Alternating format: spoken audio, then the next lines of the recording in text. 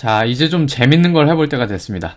미리 말씀드렸던 대로요, 이번 편에서는 스트림 API에 대해서 알아볼 텐데요. 그 전에, 펑셔널 프로그래밍에 대해서 부연 설명 드릴 것 짧게 잠깐, 드리고, 그리고 나서, 기억하실지 모르겠는데, 아이덴티티 펑션이라고 있었죠? 이제 펑션이 입력값을 받아서 그걸 그냥 그대로 리턴하는 게 있었죠? 그걸 도대체 어디다 써먹을 수 있을까? 그걸 좀 간단한 예제를 통해서 알아보고요. 그리고 나서, 이제 스트림 API에 대해서 설명을 드리겠습니다. 그러면 먼저 펑셔널 프로그래밍에 대한 부연 설명부터 드릴게요. 제가 이거를 나는 프로그래머다 웨비나 할 때 말씀드렸는지 아니면 지금 이 비디오 시리즈 모던 자바 시리즈 초반에 말씀을 드렸는지 잘 기억이 안 나는데요. 그때 얘기한 게 이제 저는 이거를 이제 간단하게 펑셔널 프로그래밍에 대한 거를 아주 간결하고 간단하고 어렵지 않은 것만 설명을 드려서 뭔가 이렇게 실전에 쉽게 써먹으실 수 있게 이렇게 그 설명을 드릴 예정이라고 이렇게 말씀을 드렸거든요. 그래서 제가 이걸 다룰 때는 뭔가 이제 그 펑셔널 프로그래밍을 아주 순수한 펑셔널 프로그래밍을 하는 분들이 보시기에는 왜 그걸 그런 식으로만 설명하냐 이렇게 생각하실 수도 있는데요. 저는 그렇게 이제 순수 함수형 프로그래밍에 대한 설명을 하는 건 아닙니다. 절대로. 일단 뭐 자바가 그렇게 그 펑셔널 프로그래밍에 관련된 기능이 추가됐다 하더라도 아직 그렇게 순수한 함수형 프로그래밍을 할 수 있는 언어도 아니고요. 그리고 또 다른 문제는 이제 그런 함수형 프로그래밍에 있는 그 좋은 개념들 이런 것들을 다 공부하면 좋긴 한데요. 그걸 일단 설명을 하게 되면은 먼저 겁을 집어먹거나 저거 너무 어려운 거 아닌가? 저렇게까지 해야 되나? 이런 생각이 먼저 들어서 포기하기도 쉽고, 그리고 무엇보다 중요한 거는 우리는 일을 해야 하지 않겠습니까? 일을 하는데 아무래도 당장 좀 써먹을 수 있고 그런 펑셔널 프로그램을 좀 하면서 당장 써먹으면서 혜택도 볼 수 있고 그러는 게 좋잖아요. 그래서 이제 그런 것들 바로 이제 배운 걸 바로 써먹을 수 있을 정도의 그런 것들만 이제 간단한 거 위주로 이렇게 할 거고요. 절대 이제 어렵거나 복잡하거나 깊게 들어가지는 않습니다. 이게 제 생각엔 꼭 나쁘지 않은 게요. 일단 먼저 그것에 대한 흥미를 갖게 할 수도 있고 내가 혜택을 보니까 이걸 또 자연스럽게 쓰게 될 테고, 그러다 보면은 나도 모르는 사이에 이거 좀 더 알고 싶은데 이런 마음이 들고, 그러다 보면은 이제 뭐 카테고리 시어리 이런 거에 대해서 공부해 보기도 하고 이제 더 이제 순수 함수형 프로그래밍 언어를 또 시도해 보기도 하고, 뭐 저만 해도 일단 이제 자바 8을 하다가 스칼라에 또 관심을 가지고 또 이렇게 하게 되고 그랬으니까요. 물론 이제 스칼라를 먼저 공부를 했고 이제 자바 8을 해서 이거에 대해서 이제 좀 더 익숙해져서 이제 쉽게 이제 일하는 데도 쓸 수 있게 넘어가는 데 또 도움이 많이 됐고요. 그리고 이제 최근에 또 저도 이제 카테고리 시어리 이런 데 관심이 많아서 또 공부를 시작했고 그러니까요. 예. 제가 물론 이제 그런 거를 그래서 자세하게 그 설명 드릴 수 있는 그런 능력도 뭐 아직은 되지도 않고, 이제 그렇게 또 된다고 해도 그렇게 설명을 드려봐야 흥미를 갖기도 힘들고, 그래서 좀 더 실용적인 거 위주로만 하겠습니다.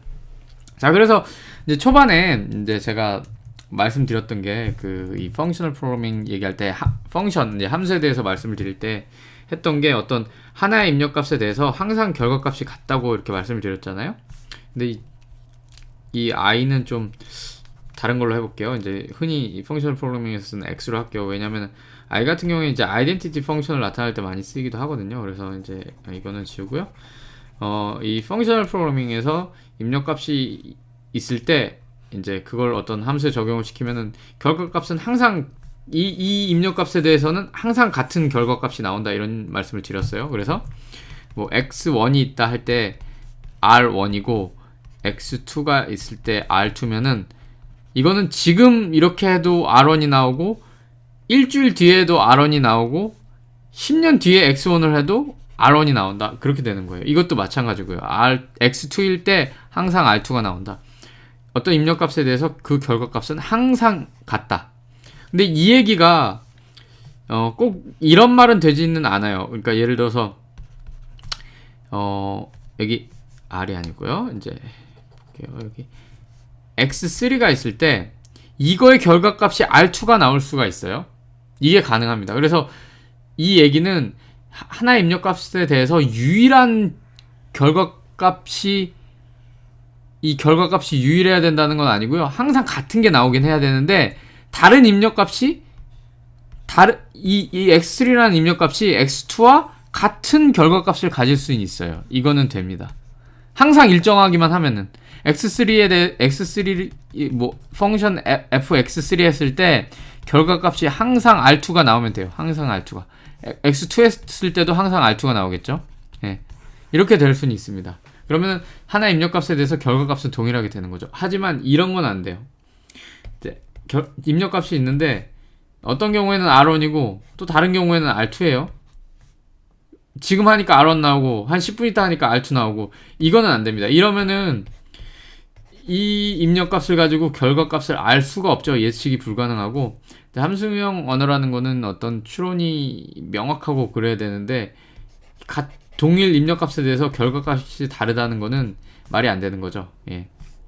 그래서 이거는 안 된다. 하지만 이거는 됩니다. 이렇게는 예.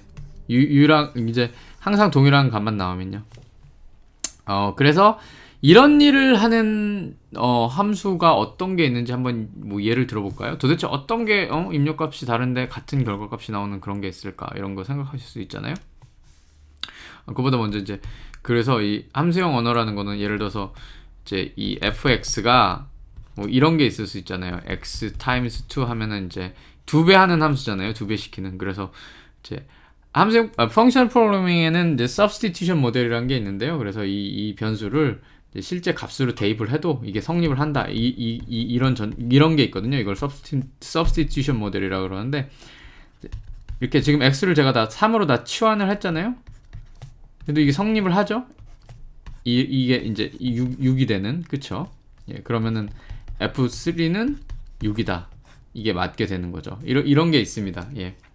그리고 말씀드렸듯이 이제 이 정도는 그냥 설명을 드리지만 더 자세하게는 안 나갑니다. 왜냐하면은 이거는 뭐 예를 들어서 이건 이제 카테고리 시어리 이런 데 나오게 하는데 이제 뭐 거기 보면은 카테고리 시어리에는 이제 오브젝이 있고 데이터에 해당하는 오브젝이 있고 에로우란 게 있어서 이게 이제 이 에로우는 이거는 이제 펑션이라고 부르기도 하고 뭐 몰피즘이라고 부르기도 하고 뭐 맵이라고 부르기도 하는데 이거는 이제 오브젝과 다른 오브젝의 뭐 관계를 나타내는 거고 이쪽 소스 오브젝에 해당하는 거는 뭐 도메인 이쪽은 이 타겟에 해당하는 거는 코도메인 뭐 이런 게 있는데 이런 거 다 설명하고 이러면은 이러다 보면 이제 내가 실생활에 이제 코드 쓰기가 힘들어지죠. 이걸 언제 다 배우고 있지 그렇게 되고 그러니까 먼저 이제 쓸 수 있는 것들 간단한 것부터 하고 그러고 배우다 보면은 자연스럽게 또 관심이 생기고 내가 좀 더 이거를 뭐랄까 더 진지하게 더 자세하고 이제 면밀하게 좀 제대로 배워봐야겠다 이런 생각도 들고 그러니까요. 예. 뭐 그런 생각이 들든 안 들든 제 생각은 그렇습니다. 이걸 이제 실생활에 사용하면서 그게 나한테 이익이 되고 그러면 그 좋은 거죠. 이런 함수형 프로그래밍 단순히 뭐 그냥 막 수학적이어서 좋다 이런 얘기가 아니라 정말 우리 생활에 이점이 되는 게 있으니까요. 자, 그래서 이제 이런 형태가 되는 함수를 한번 살펴볼게요. 우리가 알고 있는 것 중에 흔히 쓰는 것 중에 저런 형태의 함수가 하나 있습니다. 어떤 게 있을까요? 이제 절대값을 나타내는 이제 그 자바의 매스 클래스에 있는 ABS라는 함수가 있죠. 예. 이게 바로 저런 경우죠. 이제 이걸 이제 예제를 통해서 한번 알아보겠습니다. 자, 그래서 자 한번 볼게요. 아이고 실수를 했네요. 자, 이렇게 하고요. 예. 자 여기 제가 클래스를 하나 만들어놨는데요. 빨리 한번 만들어 보겠습니다. 예제를. 자, 매스의 ABS. 자, ABS는 절대값을 구하는 함수이기 때문에요. 그렇죠? 메소드죠. 그렇기 때문에 이제 마이너스 음수를 넣어도 양수가 나오고 양수를 넣으면 당연히 양수가 나오고요. 그래서 이제 저거를 출력을 한번 해보겠습니다. 그래서 abs1 equals abs2 이게 이제 어떻게 되는지 is 하고 여기다 이제 결과를 넣어볼게요. 자, abs1 equals abs2 자 이러면은 뭐 true가 나와야겠죠. 왜냐면 abs-1은 1이고 abs1도 1이고 그래서 실행을 한번 해보겠습니다. 자, 예, true가 나왔네요. 예, 예상했던 대로 나왔는데요. 자, 이 경우에는 지금 보시면 아시겠지만, 자, 이걸 또 결과를 또 출력을 해보겠습니다. 저걸 ABS 값을. 자, ABS1 이거를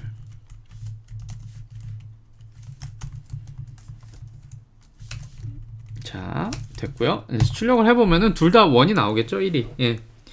근데 이제 ABS1 같은 경우에는 입력값이 -1이었단 말이에요. 그쵸? -1도 -1도 1이 나왔고 1도 1이 나왔고, 자, 이 두 개의 입력값이 다른데 결과값이 같습니다. 이런 함수가 제가 말씀드렸던 이제 두 개의 입력값이 같은 결과값을 갖는 뭐 그런 함수 중에 하나가 되겠죠. 네.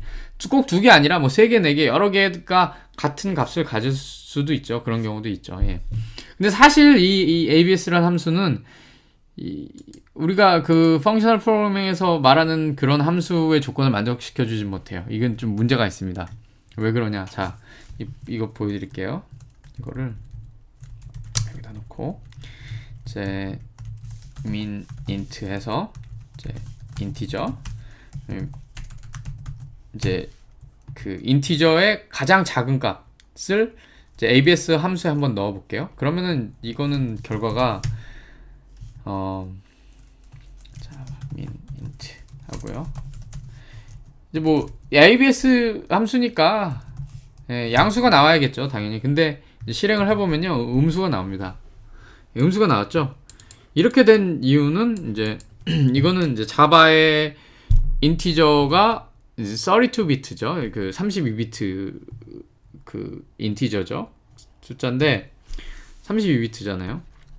근데 자바의 인티저는, 자바에는 이 숫자에 unsigned 개념이 없죠. unsigned가 없고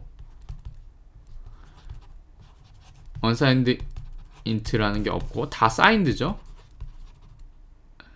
NED, 예, signed int죠. 전부 다. 이게 무슨 얘기냐면은 자바에는 그 인티저가 양수로만 된 그 인티저가 없고 다 음수랑 양수가 다 존재하는 그런 인티저죠. 그래서 음수 쪽 최소값은 2의 31제곱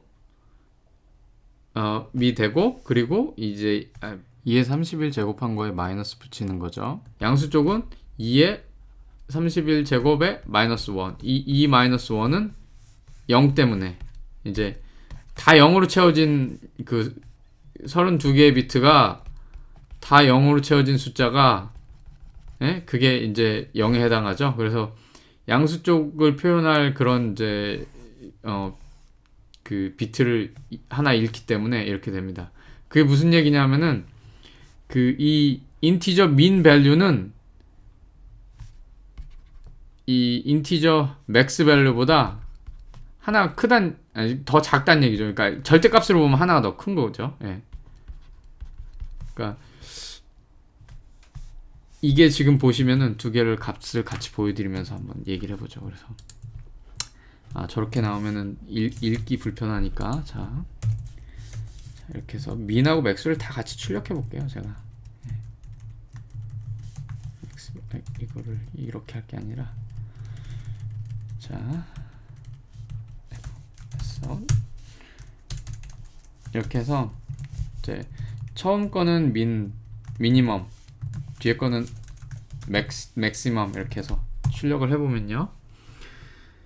자, 여기 보시면은 이게 지금 맥시멈 밸류인데, 맥시멈 밸류가 이제 하나가 작죠. 자, 맥시멈 밸류인데 이게 지금 76 끝나고 여기는 마이너스 8이죠. 예. 그러니까 이 음수라는 거 생각하지 마시고 보면은 1이 차이가 나잖아요. 예. 그래서 사실 이 마이너스를 놓고 보면 당연히 이게 음수니까 이게 다 더 작은 숫자인데, 이제 문제는 이걸 절대값으로 만들었을 때 이것만 이 마이너스만 지울 수 있는 방법이 없다는 거죠. 왜냐면 얘가 제일 큰 값이기 때문에 이게 존재하지 않는다는 겁니다. 자바에는 그 일반적으로 int에 이 32bit int에. 예. 그렇기 때문에 이게 엄밀히 따지면은 그러니까 그 함수형 프로그래밍에서 말하는 그 함수에 해당하지는 않습니다. 예. 그런 제약사항을 잘 알고 쓰셔야겠죠. 자, 이게 됐고요. 이제 아이덴티티 펑션에 대해서 한번 알아볼까요? 간단하게. 자,